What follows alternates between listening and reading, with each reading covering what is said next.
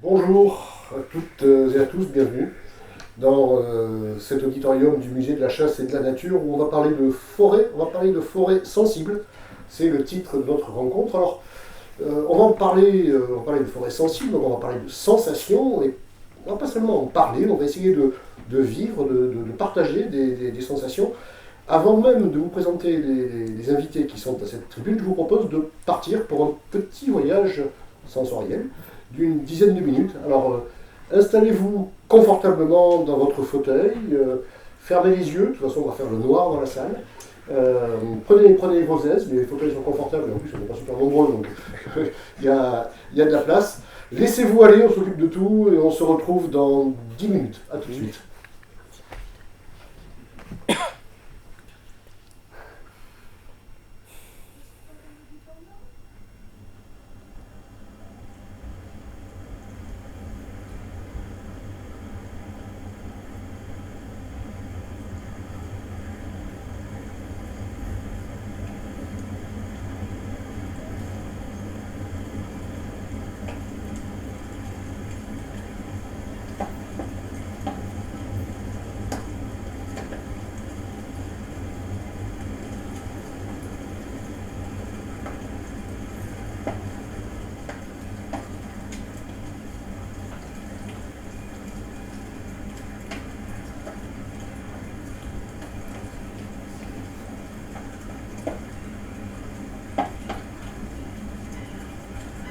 Et toi, tu peux voir jusqu'à où? Tout dépend de la lumière. Là, je vois jusqu'au virage. À vol d'oiseau, on n'est pas très loin de l'étang.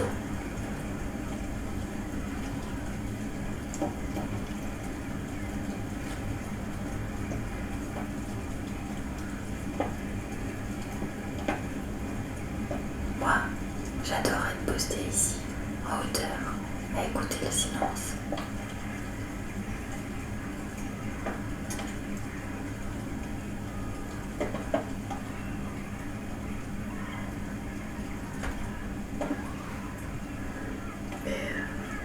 Les miradors, faut les changer de place parfois ou jamais. Non, ceux-là, ils sont fixes.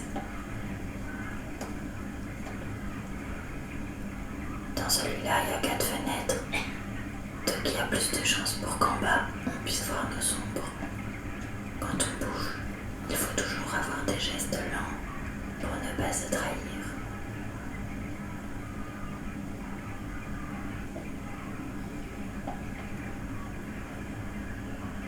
Tu crois qu'on nous entend?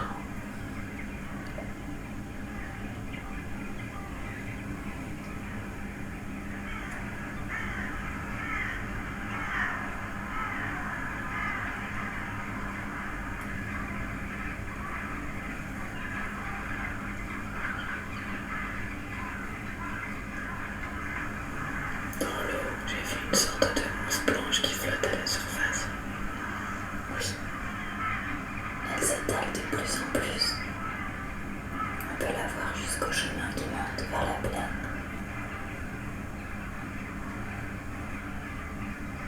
Si tous les paramètres sont différents, non? Tout est différent.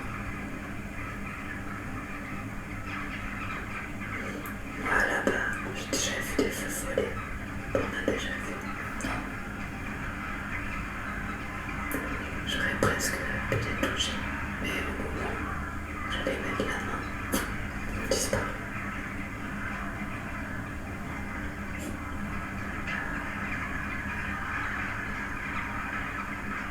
En tout cas, j'espère que Pilâtre il va venir. C'est beau qu'on dit toi. J'aime bien. il y a des chances qu'il arrive en fin d'après-midi. J'espère.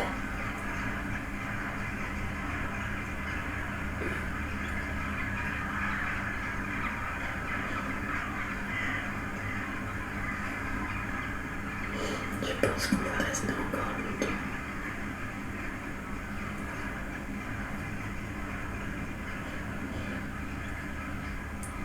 Jusqu'à ce qu'on ne puisse plus voir. Ce soir, on se lèvera doucement tous partirai avant toi. Mais pour le moment, on est bien installé là. Donc on reste comme ça.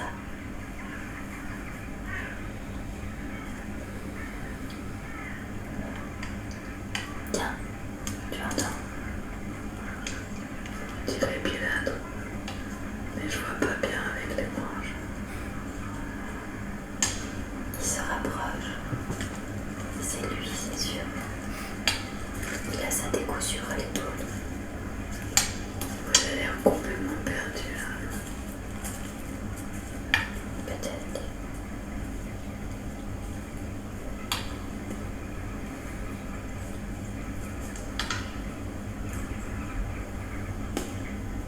Et si jamais on a une biche, ça se passe comment?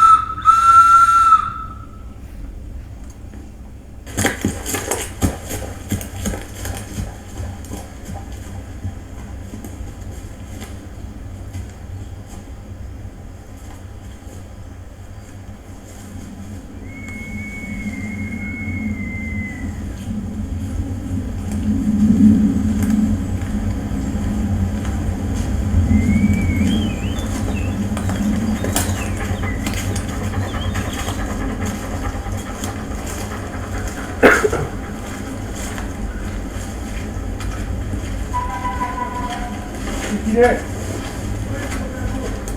Ah oui, là-bas, il nous, là-bas, regardez. Dans la côte, à nous faire, là-bas. Hop, il passe, là-bas.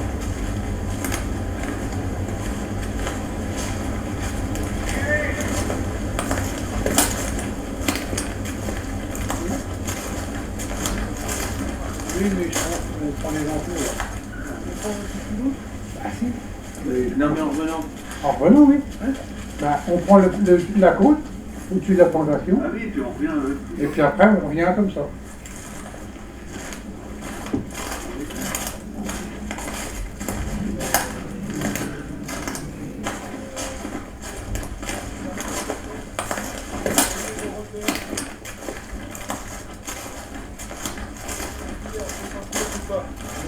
C'est quoi 50 mètres? C'est l'arbre là, les buissons là, c'est l'arbre là, c'est l'arbre là, voilà. Donc je vais vous demander de vérifier vos montres du téléphone. Moi il est 8h26. D'accord? C'est important, les 5 minutes c'est important. D'accord? Ça arrive gentiment, ça coule à 30 mètres. Par contre, 11h00, je décharge, je descends. N'ayez pas honte, hein.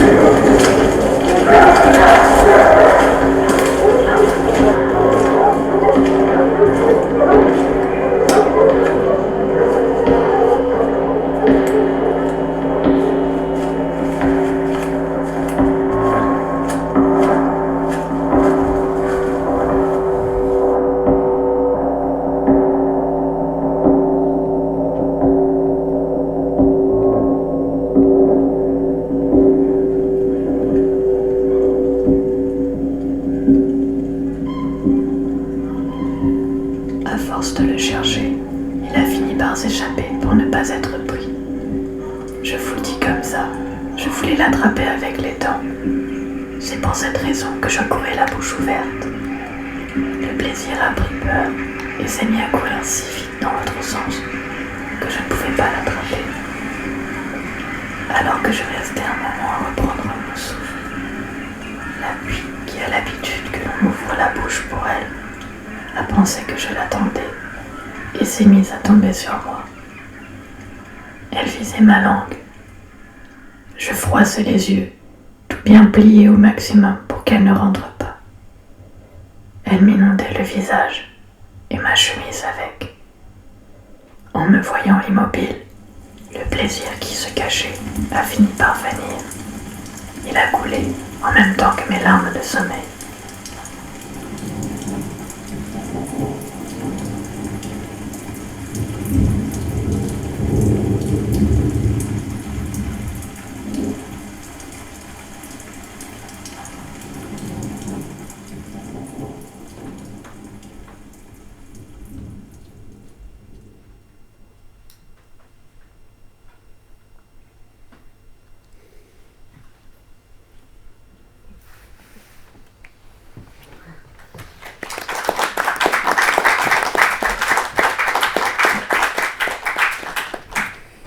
La pièce s'appelle Billâtre, Dianon et Maquin. On verra pourquoi dans quelques minutes avec vous, Diane Blondeau et Bettina Blanc-Panthère. Vous êtes les autrices de cette pièce sonore. On en parlera dans un instant, mais auparavant, j'aimerais accueillir les réactions de nos autres invités. Bertrand Montuir, vous êtes le propriétaire et le gestionnaire du domaine de Bois-Landry, c'est dans le Perche, et vous y accueillez notamment des visiteurs dans des cabanes dans les arbres. Ce qu'on vient d'entendre là, ça ressemble à ce qu'on peut entendre à Bois-Landry quand on vient passer la nuit dans une de nos cabanes. Ça marche? Ouais, j'ai pas l'impression. Ça marche pas. Ça marche pas. Celui-là, il est vert. Ah bah oui, bien sûr. Non plus. Non, ils sont pas bons. Ils sont pas. Ils les ont coupés.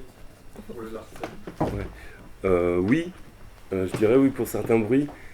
Ça me faisait penser. Alors, c'est assez marrant parce que je sais pas si ça a été la même chose pour tout le monde. Comme on était dans le noir, sentiment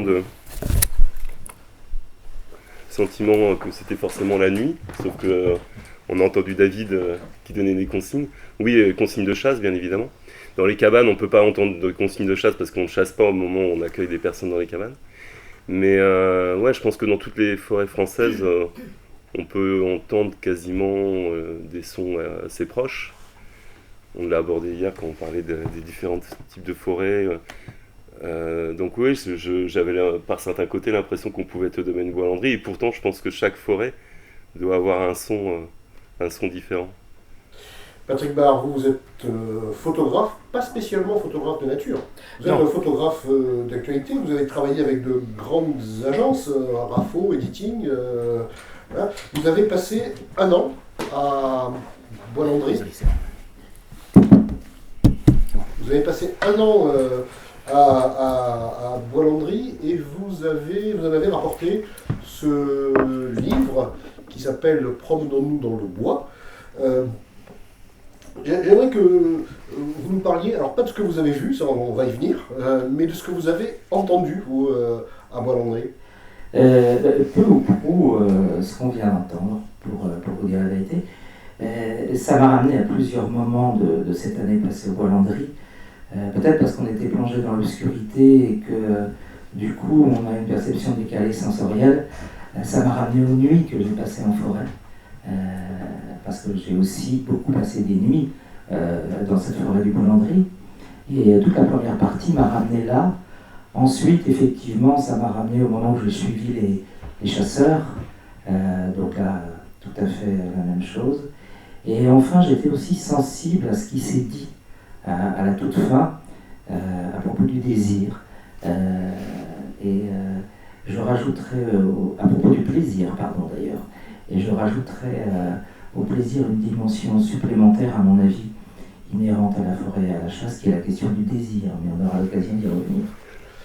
un photographe, ça n'a que des yeux, ou bien notamment quand on est un photographe, quand on fait de la photo de nature, pas quand on est un photographe de nature, puisque ce n'est pas votre cas, est-ce qu'on mobilise aussi son ouïe, son odorat, est-ce qu'on est à l'affût un peu comme un chasseur qui doit sentir aussi, quels sont les sens qu'on mobilise quand on fait de la photo en nature? Alors, quand on fait de la photo en nature, et pas seulement de la photo, puisqu'en fait, je suis aussi écrivain, et donc j'ai connu le texte qui va avec. Un photographe mobilise en premier lieu la vue, et en tant qu'espèce, évidemment, l'espèce humaine, le sens privilégié de l'espèce humaine, c'est la vue. Mais évidemment, un auteur et un photographe d'ailleurs va mobiliser également l'ouïe, et puis la totalité des 5 sens, et même au-delà des 5 sens qui sont nommément connus, on sait qu'il y en a beaucoup plus. On va mobiliser, notamment et surtout quand on est la nuit en forêt, des sens comme la proprioception par exemple, qui est le sens qui nous permet de savoir, en dehors de la vue justement, où se trouve notre corps dans un espace et la façon de se mouvoir dans cet espace.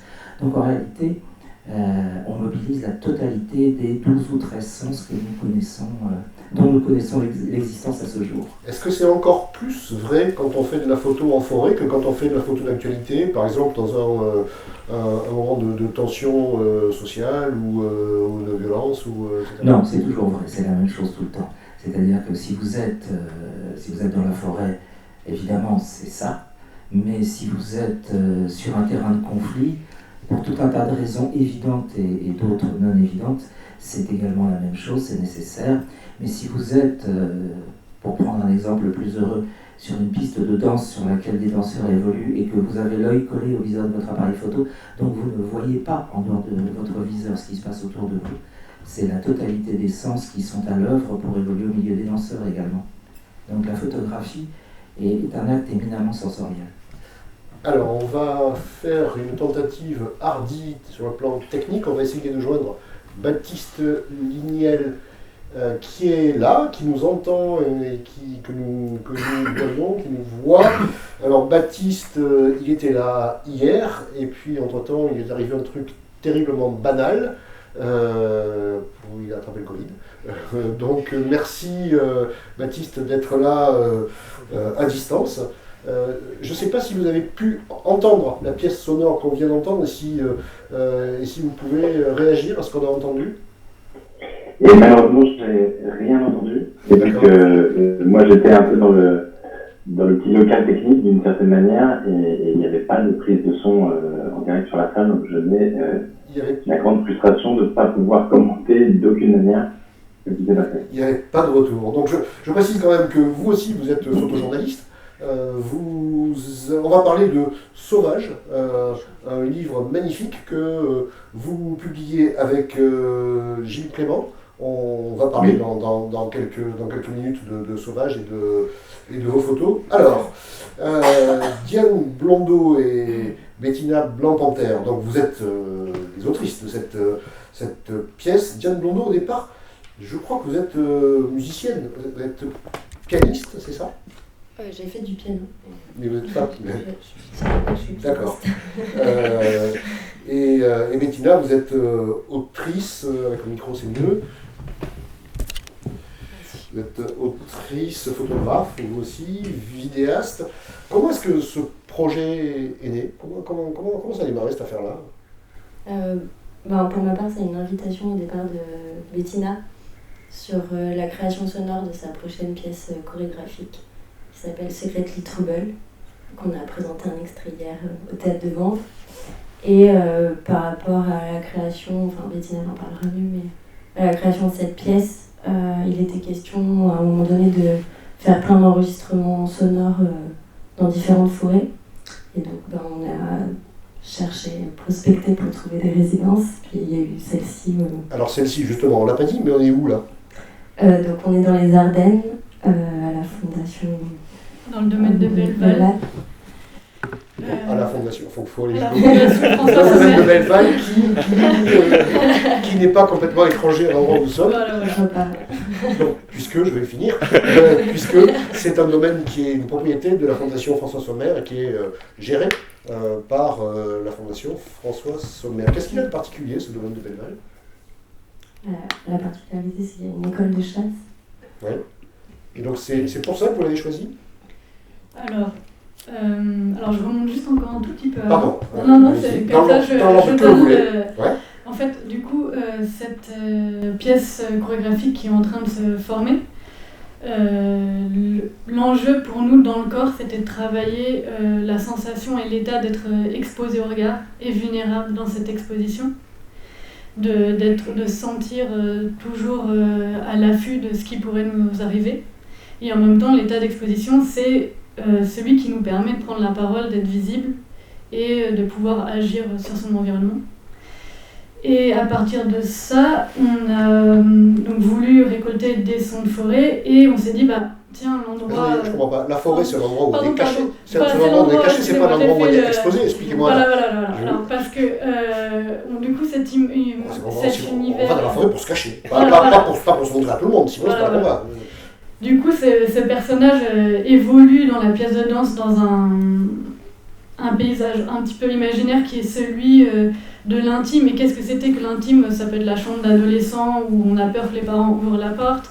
Et on se disait que l'autre espace intime, dans les contes de fées, dans notre univers, notre mythologie, la forêt, elle le reproduisait justement par le fait de se sentir un peu caché, emmitouflé, protégé des arbres. Et en même temps, il y a cette double tranchant parce qu'on se sent protégé. En même temps, on a l'impression qu'il y a toujours quelque chose qui peut débarquer à une vitesse, on ne sait pas laquelle. Et à partir de ça, on se dit, ça serait peut-être intéressant d'aller dans une forêt justement où il y a une pratique de chasse pour comprendre cet état qui est partagé, j'ai l'impression, et par le chasseur et par les animaux, de traquer, parce qu'on ne sait jamais trop qui observe qui. Voilà. Et du coup, on aimait bien cette sensation un peu ambiguë de ne pas savoir qui chasse quoi. Moi, je pensais aussi que la chasse, c'était quelque chose de très actif. Et puis, on a découvert, grâce à David, on a fait un affût. C'est notre première expérience dans le domaine de la chasse.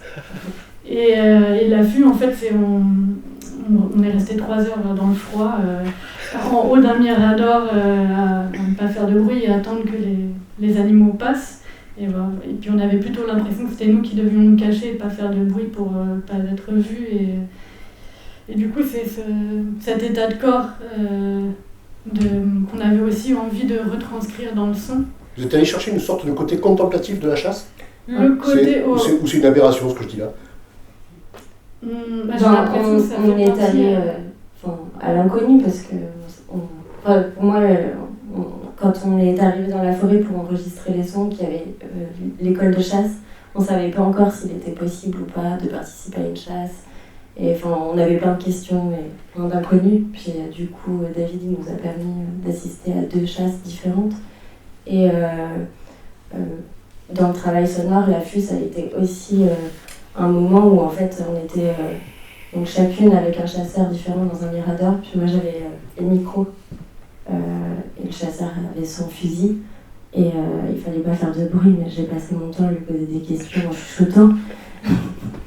Puis il y avait ces espaces de silence, puis en fait petit à petit cet échange il a été aussi hyper important pour la pièce qu'on a écoutée juste avant, qu'on a retravaillé à partir de ça. Puis du coup il y avait à la fois le travail dans le corps mais aussi le travail sonore. Enfin ça m'a marqué d'entendre le chasseur parler du silence et de sa manière d'écouter en fait la forêt. La pièce s'appelle Biatre, Dianon et Maquin.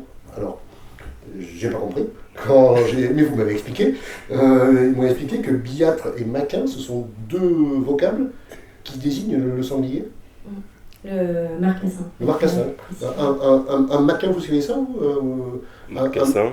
Quelqu'un savait ça? On découvre là. Un maquin, c'est un marcassin. Et un biatre, c'est aussi un marcassin. Et donc sur les 3 personnages qui donnent leur titre à la pièce, 2 sont des animaux. Est-ce que quand on est à l'affût, on devient un peu soi-même, on doit se projeter, devenir un peu animal? Nous, on n'a pas cette pratique-là, mais oui, c'est Bah, si, c'est on un peut, petit peu, attendez. ouais, c'est un petit peu Si, c'est ah, un qu'est-ce petit que peu vous ce qu'on a senti. Oui.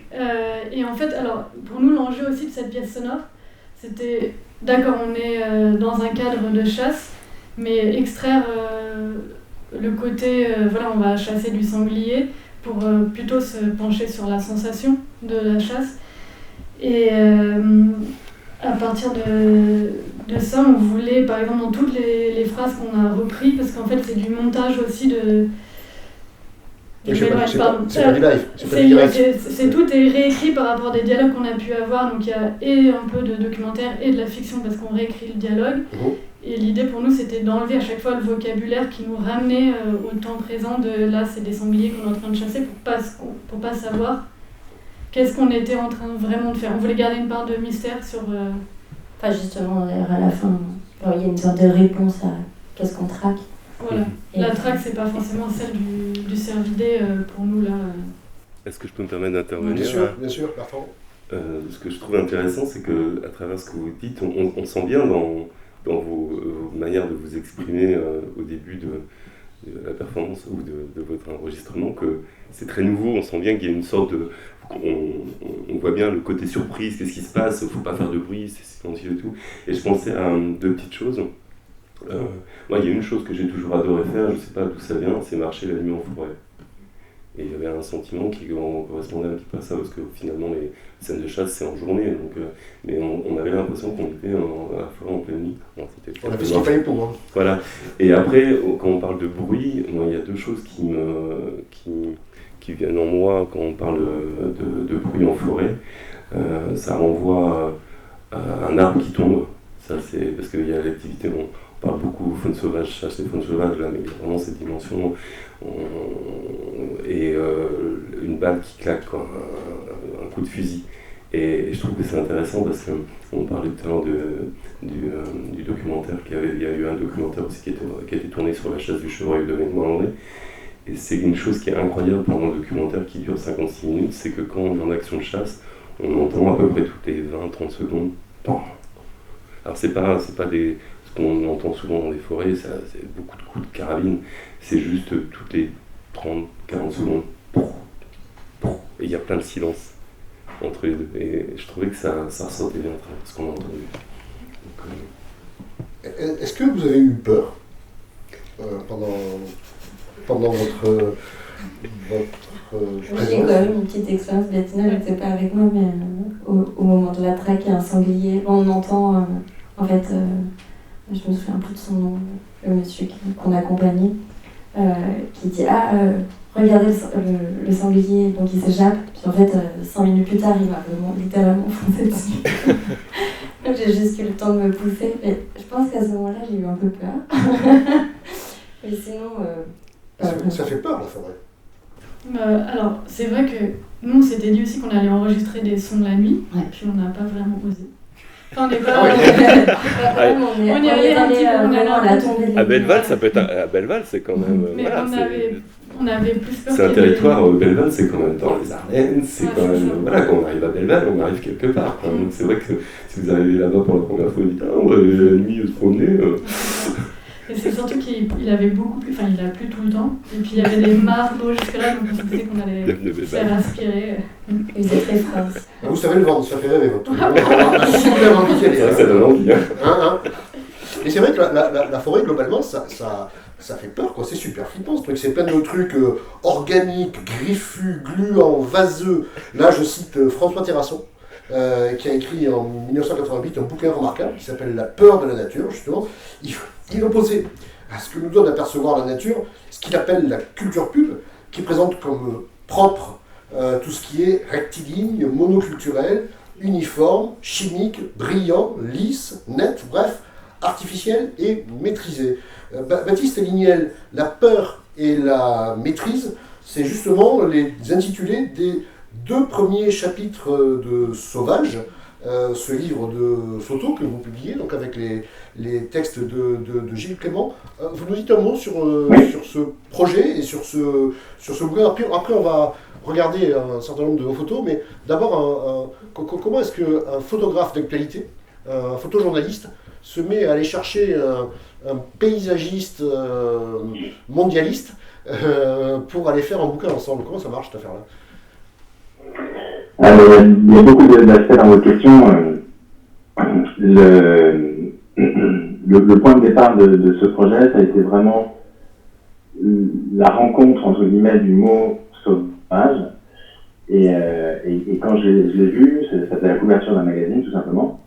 Et il y avait ce mot-là, et tout d'un coup, je me suis dit, ce mot va me permettre de créer un fil conducteur qui va me permettre de lier des sujets qui me préoccupaient, et depuis plusieurs années, et que je n'avais pas réussi à résoudre photographiquement de manière satisfaisante, en disant que finalement ce mot-là résumait ce rapport de domination de l'homme sur les autres formes de vivants, et de dire que finalement quand on... Quand vous dites que sauvage résume ce rapport de domination, c'est qui le sauvage dans l'histoire?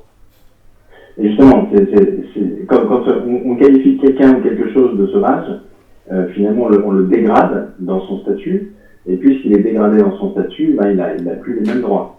Donc que ce soit l'homme sauvage qui, une fois qu'il est qualifié comme ça, va être maltraité, déplacé, exterminé, tout un tas d'options, ou la plante sauvage, ou la mauvaise herbe, comme on l'appelle parfois, ça va être la même chose. Donc c'est un outil, d'une certaine manière, de justification morale de toutes les formes de domination dont l'homme se rend responsable.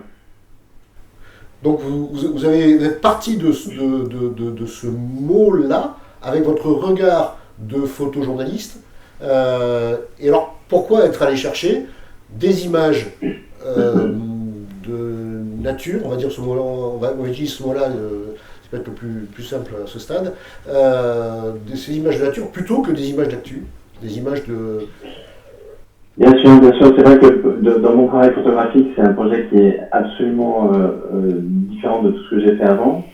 Moi, je fais plutôt du reportage de société que du reportage d'actualité, mais c'est toujours de la couleur et centré sur les gens. Et dans ce projet-là, il s'est avéré que c'est devenu un projet de paysage et en noir et blanc. Mais c'était pas absolument décidé au tout début. J'ai commencé à faire mes recherches, puis j'ai commencé à aller faire des photos assez rapidement pour confronter mes embryons d'idées avec la réalité.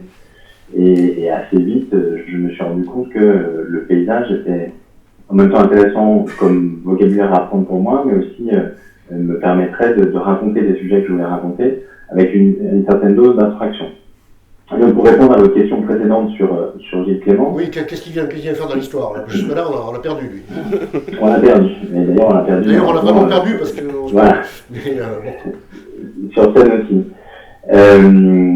En fait, Gilles et moi, on se connaissait depuis quelques années avant, on s'est rencontrés dans un cadre professionnel. Et quand moi je commence à faire ce travail et à faire mes premières prises de vue et à avoir un petit groupe d'images, je me dis, en fait, c'est un sujet qui est tellement proche de sa pensée et de ses écrits que, évidemment, j'aimerais bien avoir son retour. Donc on s'est vu, j'ai montré les premiers tirages, et en fait, c'est entamé de cette manière-là un partenariat tout à fait amical qui n'allait pas bien au-delà. Et puis au fil des années, parce que c'est un projet qui m'a pris plusieurs années à faire, j'ai fini par lui dire, mais en fait, est-ce que tu ferais ça avec moi? Et il a très gentiment fait dans le livre. Écoutez, je vous propose que, puisqu'on parle de photos, c'est bien de parler de photos, mais c'est peut-être pas mal de les voir aussi.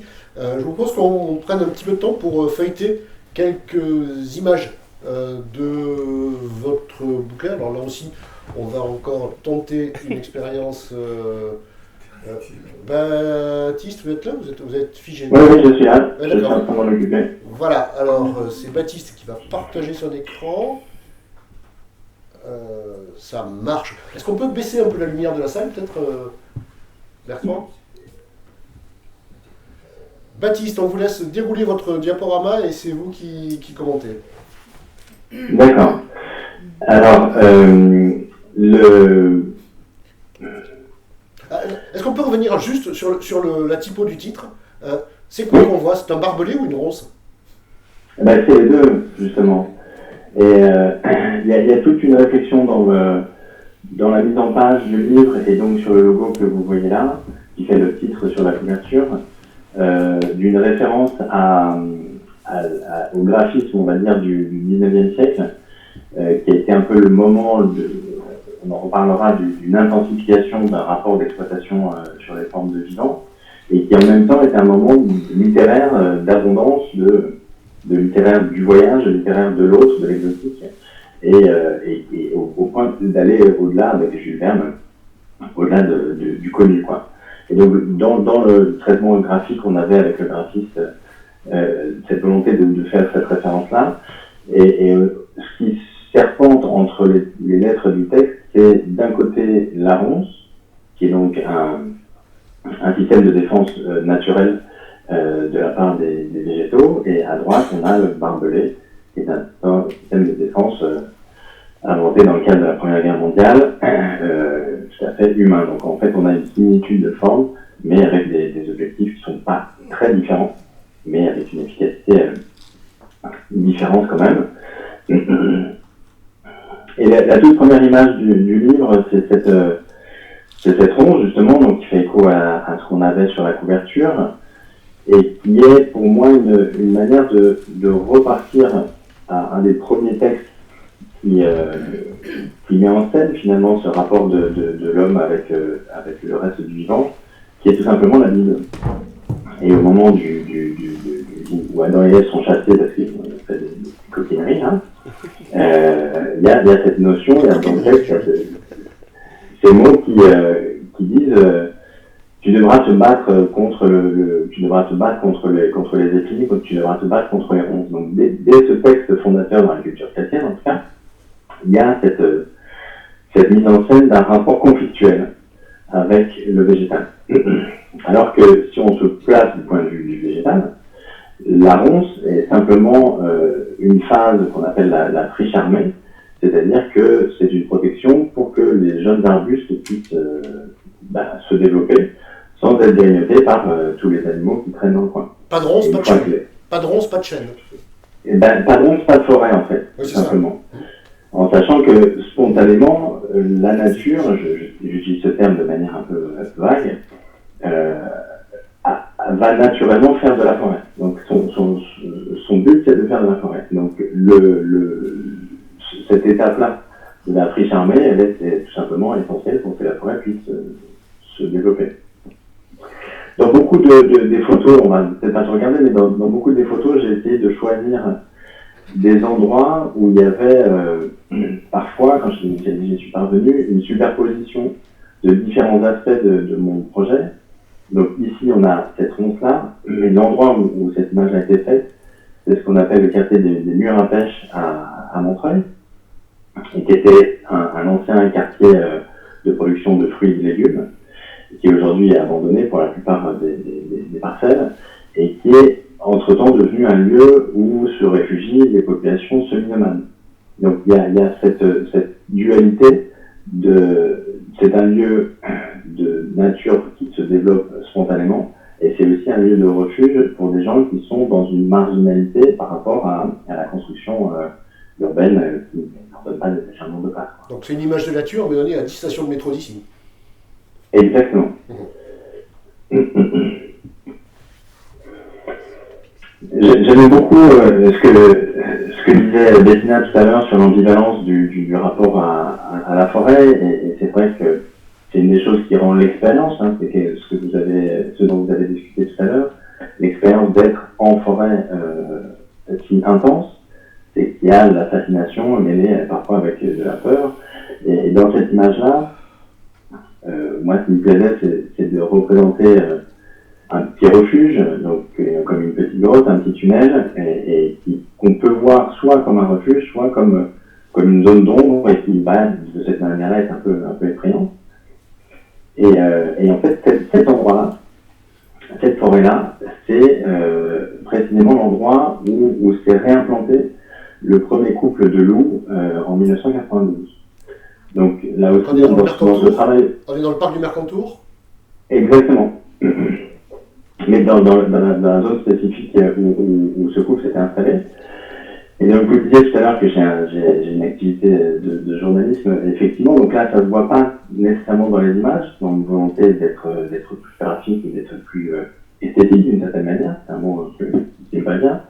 Mais par contre, à chaque fois, il y a une légende extrêmement précise qui accompagne de la photo et qui va expliquer pourquoi cet endroit-là. Donc là, typiquement, c'est le fruit de beaucoup de recherches. Donc, pour revenir aux questions que vous posiez tout à l'heure à Patrick, il y a en effet un élément sensoriel d'être en forêt, mais pour ce projet-là, dans mon cas, en tout cas, j'ai eu un énorme travail de recherche pour identifier les histoires, pour identifier les lieux qui pouvaient m'intéresser, faire un travail préparatoire de ce que j'allais photographier et où. Mais cependant, quel qui a pu être ce travail-là de préparation, une fois sur place, c'était souvent autre chose. Donc la réalité physique d'être présent dans un territoire changeait souvent le résultat auquel je pouvais parvenir en photographie. Quoi. Et ça vous a surpris, ou bien est-ce que c'est c'est un peu la même question qu'à Patrick tout à l'heure, est-ce que c'est votre vécu de photojournaliste aussi? J'imagine que ce que vous décrivez là, ça arrive aussi quand on fait un reportage en société. Beaucoup moins, parce que là, il y a une physicalité qui est tout autre, c'est-à-dire que moi, je fais plutôt des sujets urbains, et je suis donc dans un milieu qui est fait par l'homme et qui est fait pour l'homme. Et là, pour la première fois, l'ensemble de ce projet m'amenait ailleurs, et un ailleurs qui n'est pas fait pour l'homme, même s'il est un petit peu maîtrisé. Là, il y a quand même un petit sentier sur cette photo.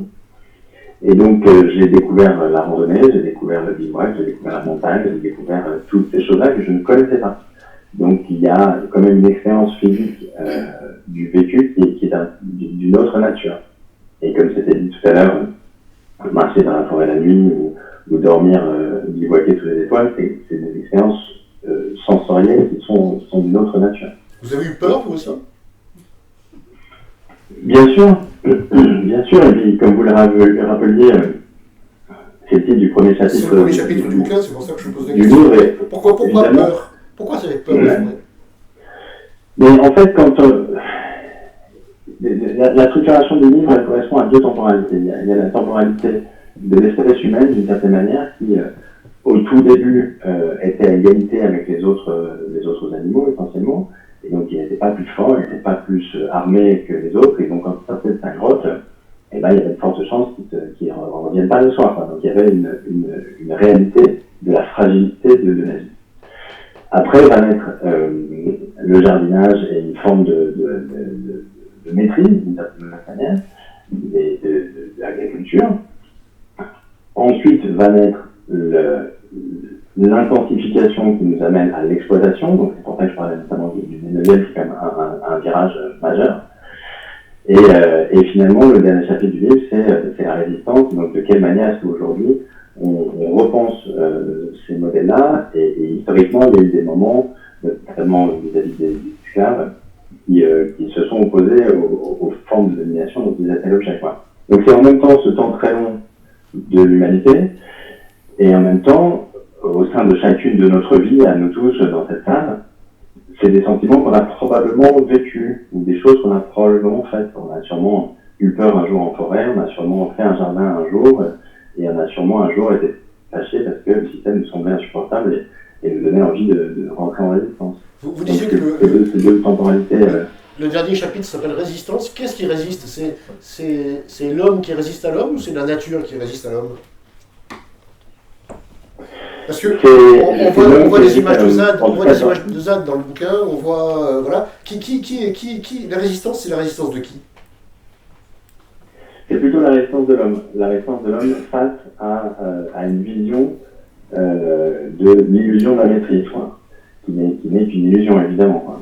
Donc c'est la résistance de l'homme vis-à-vis du modèle de l'homme, avec un statut paradoxal. On est en même temps les destructeurs et les protecteurs. Il y a ces deux groupes qui existent parmi les humains, évidemment. Ok, alors là... Là, c'est l'image qui correspond à la fête de l'ours. Alors, c'est quelque chose que les très habitués du musée de la chasse connaissent, et qui montre bien aussi un rapport d'ambiguïté, même dans la peur vis-à-vis de la menace du prédateur, qui est donc là une fête qui se déroule dans les Pyrénées orientales. Et la mise en scène, en fait, simplement, c'est un ours qui est sorti de son hibernation par les effluves sexuels de la femme du chasseur. Donc c'est un peu particulier. Et une fois qu'il est sorti de son hibernation, il va attaquer toutes les femmes qu'il va croiser sur son chemin dans les rues du village. Et donc c'est ce qui se passe là, il a sauté sur une femme qu'il attrape et il roule par terre, avant d'être dominé et ramené dans le monde civilisé par le chasseur qui en refait un homme en fait. Donc là on a un rapport très ambigu de désir de la bête sauvage et en même temps de peur de la bête sauvage. Dans le rapport à l'ours, il y a à la fois une forme de crainte, évidemment, de détestation et de grand respect aussi. Oui, d'admiration et de rivalité dans le langage pyrénéen, j'allais dire en patois, l'ours c'est le moussu, c'est le monsieur, c'est celui qu'on respecte quand même. On rigole pas avec ça. Ben, ce respect-là, il s'applique à tous les prédateurs qui n'ont pas de prédateur propre, c'est-à-dire l'ours ici. Et sur cette image-là, c'est le fruit d'une attaque de loup. Et donc le loup, évidemment, est porteur de cette ambiguïté de sentiments, où l'admiration se mêle avec la peur, tout simplement. Et alors, moi, pour cette image, c'est des toutes premières que j'ai faites quand j'ai commencé à travailler sur ce projet. Moi, je suis photographe, reporter, je suis parisien, donc j'ai une expérience du terrain qui est quand même très limitée, de ce terrain-là en tout cas, et donc j'ai tout de suite voulu confronter mes idées ou mes préjugés avec des gens pour qui pas des concepts. Le loup n'était pas un concept, donc je suis parti dans le Mercantour à nouveau pour passer du temps avec un berger qui était encore dans son estivage et pour discuter avec lui pour qui le loup était un quotidien, une présence quotidienne de ce qu'il en pensait et de ce qu'il envisageait de faire de ce danger-là. Et là aussi, j'ai choisi le Mercantour parce que le loup il est un peu partout en France, donc j'aurais pu choisir d'aller ailleurs. J'ai choisi le Mercantour parce que c'est un domaine, un endroit où il y a une double couche, c'est-à-dire qu'on a le prédateur réel qui est donc le loup, voilà, et à ce moment-là, parce qu'on était là en 2017, je crois, on a le prédateur figuré pour les gens du Front National, qui est les migrants. Donc la vallée de la Roya où j'étais pour faire cette image-là, à cette superposition des sujets. Donc comment est-ce qu'on gère l'autre et comment est-ce qu'on gère la menace supposée de l'autre, et avec des choses qui sont des thématiques qui sont quand même assez compliquées. Alors le berger avec lequel j'étais, lui il était très simplement contre les deux, donc au moins c'était simple, ça simplifiait le débat.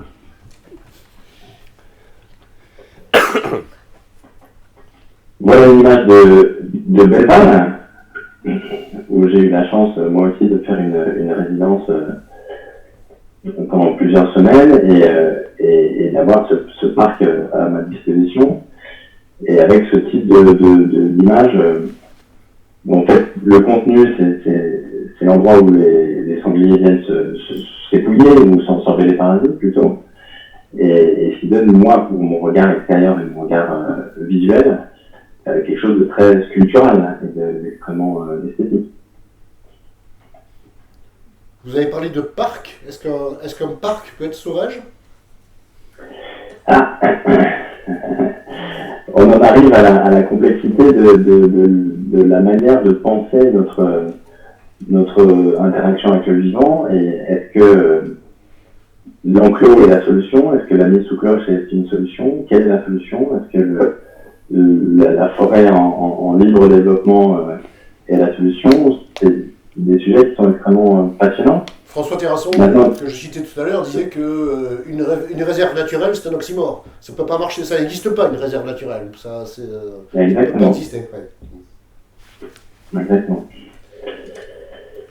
Là, on change un tout petit peu de géographie. Moi, quand je suis parti sur ce projet, j'avais décidé de ne photographier qu'en France, parce que ce sujet-là, le sauvage, j'aurais pu le faire au pôle Nord, j'aurais pu le faire au Burkina Faso, donc il y avait le besoin de circonscrire mon territoire.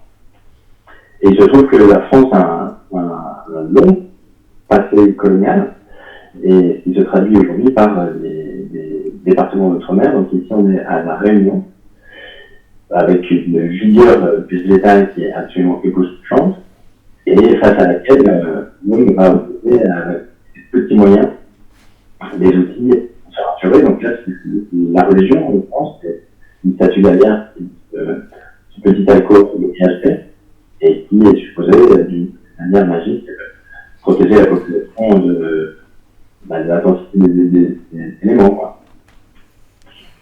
Donc la spiritualité, ici, elle est un des outils dans ce rapport de peur, et pour se rassurer et pour se protéger.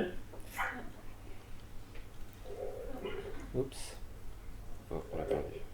Là, on est à nouveau sur le territoire de l'ours, mais cette fois, pas un ours qui est un déguisement, mais un ours réel. Alors là, on est à nouveau dans les Pyrénées. Là, on a un souci, c'est qu'on va rien du tout. Ah, bah, je vais passer, hein. Ouais. Là, c'est mieux. Ouais.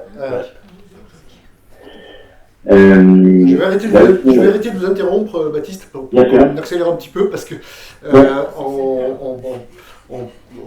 il faut que le temps avance. Je vous laisse terminer ce petit balayage du bouquin. En fait, ouais, alors je peut-être aller directement, je vais piocher des images peut-être plus, parce qu'on ne va pas tout faire, effectivement. Celle-ci, je l'aime beaucoup parce qu'elle montre le degré d'absurdité de cette volonté de maîtriser le territoire. C'est-à-dire que là, on est à nouveau dans un autre territoire qui est la Guyane. Et quand je fais cette image, je suis au centre d'un rond-point qui a été construit et qui mène dans le mur de la forêt. Donc là, on est la Guyane qui est comme la Réunion d'une vigueur végétale absolument époustouflante. Et quelqu'un a dû avoir l'idée que faire un rond-point, ce serait génial. Et quelqu'un a dû penser aussi qu'il allait le faire parce qu'on lui avait demandé de le faire.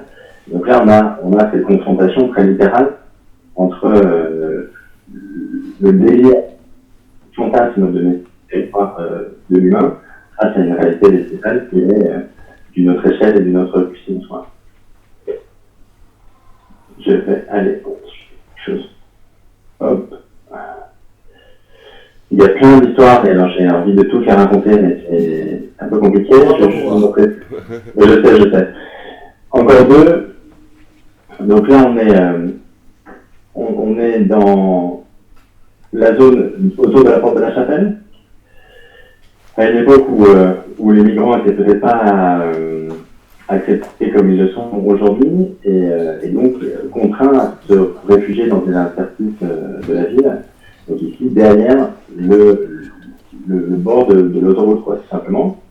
Ces zones interstitielles qui sont aussi bien un refuge pour les gens qui se cachent que pour la végétation. Donc là, les services de la ville passent moins, et donc ce qui permet aussi cette diversité botanique se développe spontanément. Et donc c'était là vraiment les points de contact avec la pensée de Gilles Clément, où lui il parle du tiers paysage comme étant la zone qui est ignorée et où la diversité va finalement se développer. Et moi, ce que je montre ici sous un jour une politique avec un aspect humain très fort. Et pour finir, pour répondre à votre question de tout à l'heure, qui se protège de qui? Là, c'est une des dernières photos de lui, et qui est un mirador, un mirador qui a du mal, un mirador de surveillance d'une ZAD. C'est la ZAD de rencontre qui n'est plus maintenant, et qui avait pour objectif de protéger la forêt contre un projet d'aménagement d'un center park à cet endroit-là. Donc là aussi, il y a une ambiguïté de l'image entre quelque chose qui a l'air très ludique et sympathique, j'ai fait une cabane dans la forêt, et une réalité qui ne l'est pas du tout parce que les affrontements étaient très vigoureux. Merci Baptiste Baptiste Lignel, donc c'est un livre qui parle de sauvage, qui parle de forêt, qui parle de nature, qui parle de Belleval, mais qui parle aussi de colonialisme, qui parle de migration, qui parle de conflits humains. C'est un livre un peu intersectionnel, je ne sais pas si on a le droit de dire un gros mot comme ça, mais en tout cas c'est le cas. C'est un magnifique bouquin que je vous recommande de trouver à côté dans la salle François Sommer. Malheureusement, Baptiste ne pourra pas le dédicacer pour des raisons très naturelles. C'est à cause du pangolin, enfin, on va pas entrer dans ces détails-là tout de suite. Merci Baptiste Lignel, vous restez avec nous si vous voulez bien. Bertrand Boncuir, vous gérez Bois-Landry, on en a parlé tout à l'heure, depuis 1998, c'est un domaine familial je crois au départ. Oui, c'est une propriété qu'avait acquise mon grand-père dans les années 30. Alors on va parler de Bois-Landry et pendant qu'on en parle, on va voir défiler les images de Patrick. C'était quoi votre projet pour Bois-Landry au départ quand vous avez pris les commandes? Excellente question. Propriété familiale, donc... Vous êtes senti obligé ou bien il y avait un désir, une envie? Alors le lien, ça va revenir à une notion de fond pour moi, c'est un lien avec ma grand-mère. En fait, ma grand-mère, c'est sa propriété préférée. Elle en avait hérité de mon grand-père et ma famille m'a proposé en fin de compte de s'en occuper en disant bon, voilà, tu t'en occupes et moi je pensais que ça allait durer 2 ou 3 ans, un peu de peinture, un peu de marketing, un peu de com et un peu voilà. Sauf que ça fait 24 ans maintenant. Et donc très rapidement, en particulier suite à des liens et à une rencontre avec l'école de chasse de Belleval, on a discuté avec mon bras droit qui est aujourd'hui directeur de chasse et on était vraiment dans une vision, si on avait un territoire forestier et qu'on devait s'en occuper, qu'est-ce qu'on en ferait? Il y a eu la tempête de 99-2000 et voilà, il y a eu 2 tempêtes pour moi en 2000, ma grand-mère qui décède et cette tempête réelle avec une dimension qui faisait qu'on était encore propriétaire forestier parce qu'on avait vu très peu d'arbres qui sont tombés et obligation d'arrêter toute exploitation forestière et là vous faites quoi? Vous faites ce à quoi vous réfléchissez depuis 2 ou 3 ans. Donc on va faire un territoire d'accueil. On va essayer de réfléchir sur l'équilibre entre la forêt et le gibier, on va essayer de réfléchir sur la chasse de demain. Quand vous dites un territoire d'accueil, c'est un territoire d'accueil pour qui? Pour le gibier? Pour tout le monde. Je suis vraiment dans une vision, c'est une chose que j'oppose systématiquement aux propriétaires qui disent ça m'appartient, c'est à moi, il n'y a rien à voir. Moi je suis vraiment dans une vision plutôt de responsabilité, de transmission et pas du tout de droit de propriété. Je sais pas, c'est comme on évoquait hier le principe d'écosystème. Je sais pas, j'ai une vision, peut-être que c'est ma formation d'ingénieur agro qui a fait un truc, ou ma grand-mère qui m'a transmis quelque chose, il y a vraiment cette dimension. Ce territoire, pour moi, il ne m'appartient pas, il appartient peut-être à ma famille, il appartient à une société, mais j'ai une responsabilité de transmission, même si demain, c'est plus ma famille qui est propriétaire, j'espère que compte tenu de ce qu'on fait, ce qu'on partage aujourd'hui, la personne ou les personnes qui en seront responsables se sentiront obligées de continuer à développer une vision où on accueille pour expliquer qui on est en tant que forestier chasseur. Vraiment, cette dimension était intégrée dès le départ. C'est pour ça que les cabanes ne sont pas venues comme ça de nulle part. C'était l'idée d'accueillir le plus grand nombre. Alors au départ, il y avait accueillir les chasseurs parce qu'il fallait qu'ils viennent réguler les chevreuils. Accueillir le grand public était une évidence aussi depuis le début des années 2000 avec cette idée qu'un jour ou l'autre, si on continue à ne pas accueillir le grand public, on va nous interdire de couper des arbres et de tuer des chevreuils. Je sais pas, j'ai un sentiment que c'est en train d'arriver. Donc voilà. Donc vraiment cette dimension, c'est une forêt d'accueil avec une volonté de transmission du savoir, des compétences, des connaissances. C'est une forêt pédagogique, c'est un appartement témoin de la forêt, c'est quoi? Appartement témoin. Peut-être, je ne sais pas. On l'a évoqué quand on avait préparé cette table ronde. Quand j'arrive là-bas, je sais que je suis chez moi, mais c'est pas chez moi en disant c'est à moi. Vous voyez, mais il y a quelque chose de cet ordre-là. Et ce qu'on avait évoqué aussi, ce qui est assez marrant, c'est que le lien au domaine, c'est pas vraiment avec les arbres, mais c'est plutôt avec les animaux. Donc je sais pas, c'est un peu... Qui vient à Bois-Landry, qui vient passer 2 jours des écrivains photographes. Ouais. Là aujourd'hui on a quand même, ça va commencer la semaine prochaine, une grande population de 3-4 000 personnes qui viennent dans les cabanes. On a des chasseurs qui viennent pendant la saison de chasse. Vous avez dit 3-4 000 personnes sur l'année entre avril et septembre, octobre. D'accord. On a 15 cabanes, donc ça commence à être... Et alors sociologiquement, c'est quoi votre cœur de cible? Alors on va parler marketing. C'est quoi votre cœur de cible? J'aimais bien dire cœur de cible, c'est les 25-35 ans qui ne pipent rien aux espaces naturels. Ouais. Et on les accueille avec grand plaisir parce qu'on voit dans leurs yeux qu'ils vont poser des questions entre guillemets idiotes, mais c'est pas parce qu'ils sont idiots, c'est juste parce qu'ils ne comprennent pas. Et je le dis d'autant plus avec le cœur que c'est ce qui m'est arrivé. Moi, je vous dis, j'ai un lien avec le domaine naturel parce que voilà, c'est quelque chose. Mais quand j'y suis arrivé en 98, soyons clairs, je ne comprenais rien. Ce qui les attire, c'est de passer la nuit dans les arbres. Alors ils viennent pour les cabanes. Ils viennent pour les cabanes, pour le côté. Et ils viennent pour la forêt. Et ça, c'est génial parce que c'est là où d'un seul coup, pour rebondir encore sur cette thématique, la forêt fait peur, mais elle attire. Il y a ce doublon, hein, on est vraiment systématiquement là-dedans. Il y a un livre d'or, quand on s'en va, on écrit sur un livre d'or ou pas? Oui, ça existe. Et qu'est-ce qu'ils disent les gens? Qu'ils ont adoré la forêt et qu'ils vont revenir. On a un taux de retour de fou. Et à l'époque, parce que c'est quelque chose que j'ai développé, parce que c'était mon sentiment premier qu'il fallait que je développe une activité un petit peu à côté de la forêt et de la chasse. Et ça, c'est Falco, c'est un de nos collaborateurs. On a recruté. Il s'appelle comment? Falco. D'accord. Comme le chanteur allemand. Achille, bien connu, qui exploite nos terres, qui s'occupe des terres agricoles qu'on vient d'acquérir. Chien courant, parce qu'on chasse un petit peu avec tout le monde. Mais ouais, c'est un. Je sais plus ce qu'on était en train de dire, excusez-moi. On était en train de parler des gens qui viennent et qui reviennent. Ils reviennent pour la forêt, ça c'est sûr. Ce qui est très drôle d'ailleurs, c'est qu'on a encore beaucoup une clientèle qui arrive et qui n'a pas compris que c'était vraiment des cabanes dans la forêt. Mais vos cabanes, elles sont en forêt, là. Bah oui, c'est le domaine du Bois-Landry. Oui, mais je vous l'avais expliqué, c'est que les cabanes, ça n'a pas été un projet au départ de forestiers chasseurs, c'est plutôt des campings qui ont monté un produit d'appel. Donc nous, ça a été un produit d'appel pour faire venir les gens dans la forêt. Mais c'est vrai que les gens sont quand même encore assez surpris en arrivant au domaine de voir, c'est la forêt, il n'y a pas d'eau, il n'y a pas d'électricité, mais ils adorent quoi. Et ils découvrent qu'on peut survivre sans eau ni électricité dans une cabane. Est-ce que les enfants réagissent de la même façon? Ah ouais, les enfants, c'est génial. Ça, c'est vraiment l'anecdote cabane. Au pied de toutes les cabanes familiales, vous avez des cabanes qui ont été construites. Parce que les enfants rangent la forêt. Ils rangent les bouts de bois, ils rangent les... Donc c'est assez marrant parce que... Ils font leur cabane. Ils font leur cabane, et la confirmation du fait que c'est qu'au pied des cabanes familiales, c'est qu'au pied des cabanes couples, il n'y en a pas.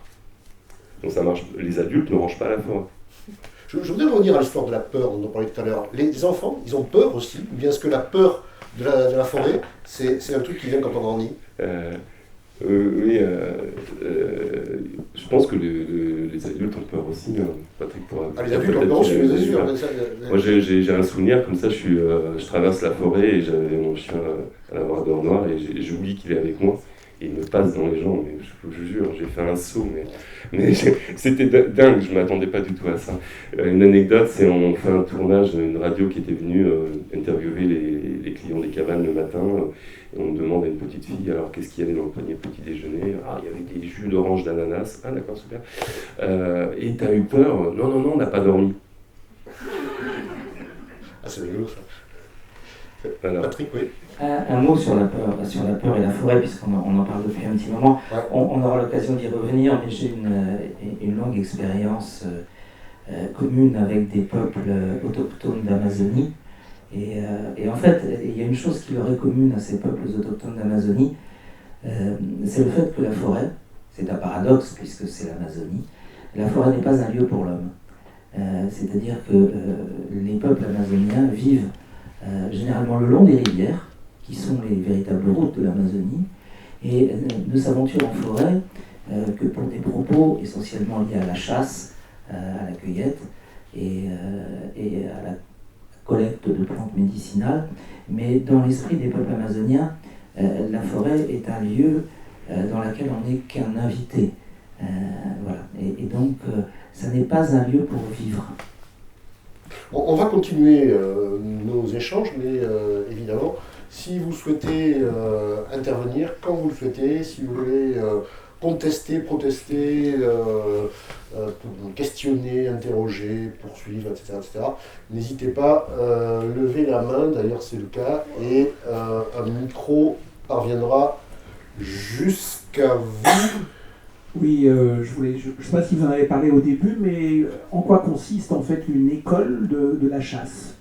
Ah, une école de chasse. On est à l'école de chasse de Belleval. Alors il y a l'école de chasse de Belleval, donc on n'a aucune prétention à être école de chasse au domaine de Bois-Landron, on est plutôt école de forestier-chasseur, ou tout du moins de personnes qui comprennent qu'un milieu naturel peut s'exploiter tout en se préservant. Voilà, c'est un lieu d'apprentissage de savoir et de transmission, de pratique. On apprend à marcher en forêt par exemple, ça paraît bête, quand on chasse. C'est une chose que j'avais découverte il y a quelques temps. J'ai beaucoup regardé et lu sur l'Afghanistan. Il y avait une personne qui a raconté que c'était quand on montait Marcos au Salvador, qui disait que quand il avait marché dans la forêt, c'est qu'il avait appris à marcher dans la forêt. Et apprendre à marcher dans une pratique de chasse, par exemple, ça s'apprend. Ou pour couper un arbre, c'est encore autre chose. Mais, donc, ça, c'est pour Bois-Landry. Alors pour Belleval, l'école de chasse de Belleval, c'est vous l'avez rencontré, vous l'avez pratiqué. Qu'est-ce que vous en avez raconté, nous? C'est quoi l'école de chasse de Belleval? Alors oui, on a tué 3 cerfs. D'accord. On les a ramenés à David, non. Mais peut-être que, je sais pas, David qui est quand même le responsable de l'école, peut-être tu peux nous donner une réponse précise. Alors peut-être le plus qualifié pour répondre à votre question. Il est juste là. On va vous porter le micro.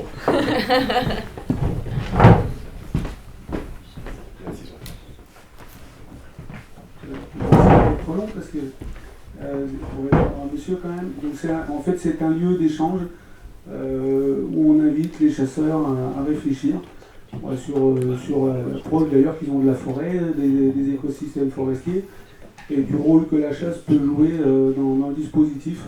Voilà, et aussi sur les aspects, on va dire, plus techniques, sur l'éthologie, la biologie des espèces qui, en tout cas en particulier pour nous, de la grande faune sauvage. Voilà, je ne vais pas être plus long que ça, et j'espère que ça suffit pour répondre au monsieur. Il a l'air satisfait de la question. On a le droit de suite, si vous voulez, mais si ça ne vous satisfait pas, mais c'est pas le cas. Vous vouliez intervenir aussi? J'avais dormi un petit peu dans les forêts, dans le parc national de forêt, où on dormait en hamac. Et pendant la nuit, en fait, il y avait des bruits, notamment des chevreuils, des espèces d'aboiements qui sont vraiment très très frappants, en fait. Où on a l'impression qu'ils se disputent des territoires, ou je ne sais pas exactement ce qui se passe. Il y a une vie la nuit dans la forêt très, très intense, il y a beaucoup de bruit, et la particularité c'est qu'on ne voit pas, puisqu'il fait nuit, évidemment. Et donc on avance avec d'autres sens, c'est ce que j'ai expliqué, d'autres sens que la vue. Et notamment l'ouïe, et je parlais tout à l'heure de la proprioception, sont des sens qui entrent en ligne de compte de manière considérable et qui nous aident à nous apercevoir de qui on est vraiment en tant qu'espèce et de quel sens on utilise en priorité. Alors on a parlé de la vue, de l'ouïe, etc. On a parlé de l'odeur de la forêt. Ça contribue aussi à l'ambiance de la forêt. L'odeur de la forêt, c'est l'odeur de la mort? Non, parce que c'est avec de la mort que la forêt fabrique de la vie. C'est ça, mais en fait, c'est là que je voulais en venir. C'est un cycle. Mais c'est quand même ça, c'est comme dans la chanson de Renaud, ça sent la peur, ça pue la mort, j'aime bien cette ambiance, pas vous, Renaud? Non, en fait, si on prend la forêt en général, et c'est particulièrement vrai pour l'Amazonie qui a un sous-sol, qui a un sol très pauvre et sableux et qui ne croit que sur son propre substrat de décomposition, en fait, la forêt, elle croît sur sa décomposition. C'est un des lieux où elle survient le plus vite parce qu'il y a de l'ombre, il y a de l'humidité. Et voilà, et cette question du cycle de la mort et de la vie, elle est particulièrement prégnante en forêt, effectivement. Après, l'odeur, la question de l'odeur, si on en revient à qui on est en tant qu'espèce, franchement, notre odorat, c'est la vue de la taupe. Hein. C'est ça. Oui, j'avais une question. On aperçoit dans les photos quelques têtards. Donc, je crois que c'est un charme. C'est pas des pignourons, c'est des arbres têtards. Des arbres têtards, ça veut dire qu'il y a une occupation paysanne, puisqu'il y a une gestion paysanne des arbres, puisque l'arbre, c'est aussi la mémoire des champs et des prés. Oui, le domaine du Bois-Landry, il est constitué de forêts, mais aussi de paysages de haies, de paysages de pâturages, entourés de champs. Donc, effectivement, oui, il y a tout ça. C'est l'histoire d'une forêt, mais l'histoire d'une forêt, c'est pas homogène, c'est pas uniquement des arbres de futaie. Ça vous a pris comment, vous avez pris l'idée de faire ce bouquin? C'est Bertrand Monture qui vous a appelé? C'est une commande pour faire la promo du domaine, ou c'est vous qui... Non, pas du tout. Pas du tout. Ce qui s'est passé, c'est qu'on s'est retrouvé avec Bertrand dans une salle de cinéma de Jean Le Rotrou. On est allé voir un documentaire consacré à un photographe qui est un ami que je connais, qui s'appelle Sébastien Salgado. Voilà. Et on est sorti de là, et j'ai dit à Bertrand, mais Sébastien Salgado, sur sa forêt au Brésil, qui fait 600 hectares, il fait un truc formidable, mais toi, tu fais la même chose sur le double de superficie et personne n'en parle. Et donc, moi, j'aimerais venir dans ta forêt. Il se trouve que depuis plus de 20 ans, je travaille sur la forêt amazonienne, et j'avais envie de me pencher sur une forêt française pour essayer de répondre à un certain nombre de questions que je me posais justement par rapport au sauvage, par rapport à la forêt, par rapport à la chasse. Et donc, ça a été la rencontre entre à la fois Bertrand et la naissance d'une amitié, mais le domaine du Bois-Landry, cette forêt qui fait 1200 hectares à peu près, et également les hommes qui y travaillent, puisque c'est également une histoire humaine. Et donc, l'opportunité m'a été donnée de passer une année là pour observer cette forêt, les hommes qui y vivent, qui y travaillent, les animaux qui l'habitent, et écouter, regarder, écrire et photographier. C'est venu comme ça. Et ça m'a permis de répondre à un certain nombre de questions parce que, évidemment, j'avais accompagné beaucoup de membres de peuples autochtones à la chasse, en forêt, notamment à la Sarbacane. Je me posais la question de savoir qu'est-ce qui fait que, par exemple, quand on suit des peuples autochtones qui chassent en forêt équatoriale, tout le monde trouve ça formidable, et qu'est-ce qui fait que quand on suit des chasseurs dans une forêt française, beaucoup de gens trouvent ça possiblement sujette à débat. Et donc, je me suis interrogé sur ce que c'était la chasse, en suivant aussi les chasseurs au Bois-Landry après avoir choisi de suivre ces chasseurs en Amazonie. Et la première réflexion qui m'est venue sur ça, c'est, au fond, on est une drôle de société. Parce que, finalement, on ne va pas se cacher derrière notre petit doigt, la chasse, c'est la mise à mort. Et je réfléchissais à mes grands-parents qui sont nés en 1902, s'ils voulaient manger de la viande, il fallait qu'ils tuent un animal, d'une manière ou d'une autre. Soit ils l'achetaient sur un marché vivant, parce qu'à l'époque on les achetait vivants et ils le tuaient, soit ils l'élevaient et ils le tuaient, soit ils le chassaient et ils le tuaient. Or, mes grands-parents n'ont jamais été de grands mangeurs de viande. Et nos sociétés où la mise à mort est totalement mise à distance sont des sociétés qui sont d'énormes consommatrices de viande. Et donc, je me suis dit, c'est étrange parce que finalement, plus on met cette mise à mort à distance, plus on met à distance la question de la chasse, plus on tue des animaux pour les manger. Et c'est le grand paradoxe de la société dans laquelle on vit. C'est la première réflexion qui m'est venue en passant cette année dans le domaine du Bois-Landry. La deuxième réflexion qui m'est venue, c'est, dans la continuité de ça, d'essayer de comprendre, finalement, entre les chasseurs-cueilleurs d'Amazonie et les chasseurs du Bois-Landry, qui on est en tant qu'espèce. Et cette question de la chasse, elle répond pour beaucoup à qui on est en tant qu'espèce. Sans jugement de savoir si c'est bien ou si c'est mal, mais dans les faits, on parlait tout à l'heure de la question sensorielle et je disais, notre odorat, c'est la vue de la taupe.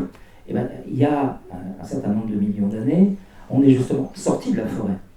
Et pour une raison qu'on ignore encore pour partie, on s'est mis à chasser, on est devenu des prédateurs alors qu'au départ on est une espèce frugivore. Et donc on a un sens génial pour voir les fruits en couleur dans les arbres, c'est la vue, on a une super vue.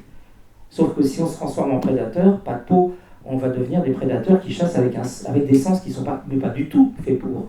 On a une ouïe pas très fine, on a un odorat totalement nul.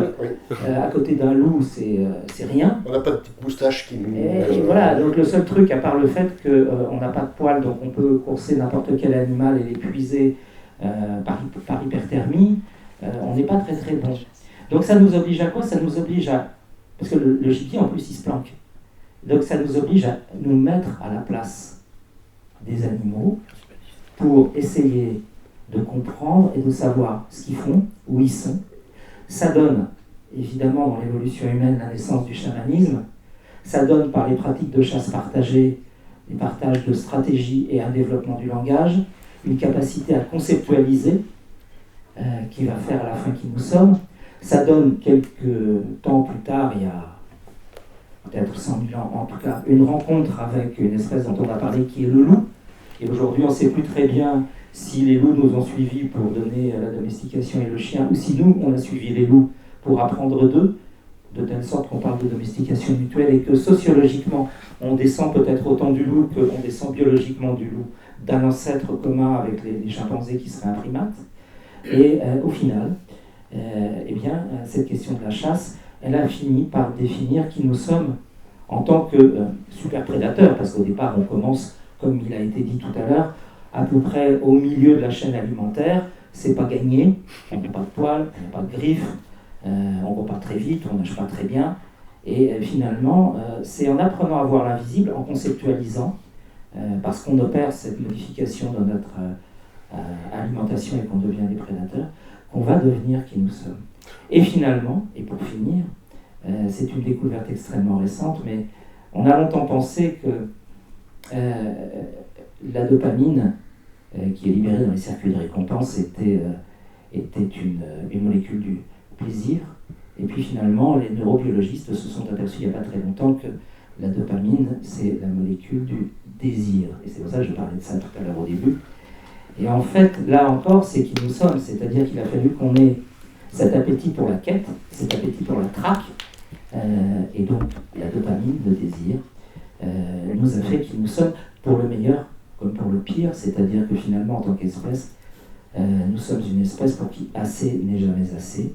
Et cette question de l'appétit pour la traque, de l'appétit pour la quête, c'est pour ça qu'on va sur la plus haute montagne, c'est pour ça qu'on va sur la Lune, mais c'est aussi pour ça qu'on se déchaîne un jour de shopping dans les soldes, dans les centres commerciaux, ou pendant des heures et des heures sur Internet, et qu'assez n'est jamais assez sur notre planète pour le pire. Voilà, mais en tout cas, tout ça définit qui nous sommes. Alors, on va maintenant qu'on sait qui nous sommes, on va devoir aller vers la... Rien à rajouter. C'était très bien. Vers la conclusion de cet échange. On va peut-être, pour terminer dans quelques instants, lire un extrait de ce que vous avez écrit sur Volandry. Mais auparavant, je voudrais vous poser une question à tous les deux, aux deux photojournalistes là, qui ont fait un pas de côté.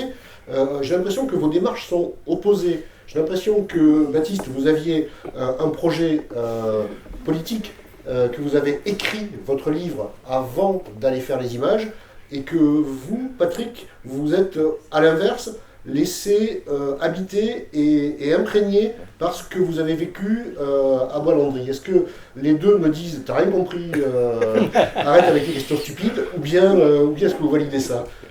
Baptiste. Non, je trouve que je me retrouve énormément dans ce qui vient d'être dit. Donc une opposition ne me semble pas du tout le cas. Et peut-être j'ai mal exprimé tout à l'heure quand je disais qu'il y avait tout un travail de préparation, de lecture et d'anticipation des prises de vue, bien sûr. Mais ensuite, c'est le terrain qui a déterminé, c'est sur le terrain que mon propos s'est développé. En étant sur place, que j'ai tout simplement compris ce que je voulais raconter. Et chaque journée ou chaque semaine de reportage, j'en revenais avec des questions nouvelles, donc j'allais nourrir évidemment par de nouvelles lectures et autres documentations, mais il n'y a pas du tout une déconnexion. Je l'ai écrit hors sol, et puis après j'ai été illustré. C'est pas du tout comme ça que ça s'est déroulé. Ça a vraiment été un processus long où je produisais du contenu en même temps que je commençais à comprendre ce que je racontais. Ok, alors pour Baptiste, j'ai tout faux, et alors pour vous, Patrick moi je réponds très simplement, j'étais là pour apprendre de la forêt et des hommes qui y vivent et y travaillent. Donc effectivement, je me suis laissé imprégner. Un seul exemple très court avec Christophe, dont Bertrand parlait tout à l'heure. On se retrouve dans les tout premiers jours dans la forêt, il regarde autour de lui et commence à m'expliquer ce que le forestier qui était là il y a près de 2 siècles a pensé et a fait. Et je lui dis, mais donc tu peux te mettre dans la tête de cet homme-là il y a 2 siècles. Il me dit, oui, sans aucun problème, il a fait ça, il a pensé ça, etc., etc. Je déchiffre dans la forêt que je vois. Et je lui dis, mais toi, ce que tu fais aujourd'hui, est-ce que le forestier de dans 2 siècles pourra également être dans ta tête? Il me dit absolument sans aucun problème. Et donc là, je réalise qu'on travaille sur une amplitude de 4 siècles. J'essaie de trouver d'autres métiers où on travaille sur de telles amplitudes de temps et je ne trouve pas. Donc effectivement, j'étais là pour me laisser imprégné par ça et apprendre. Alors je vais vous répondre quand même parce que c'est une expérience que j'ai vécue. J'ai rencontré un ingénieur du nucléaire qui m'a dit on produit des déchets pour plusieurs siècles, notre rythme est celui d'un forestier.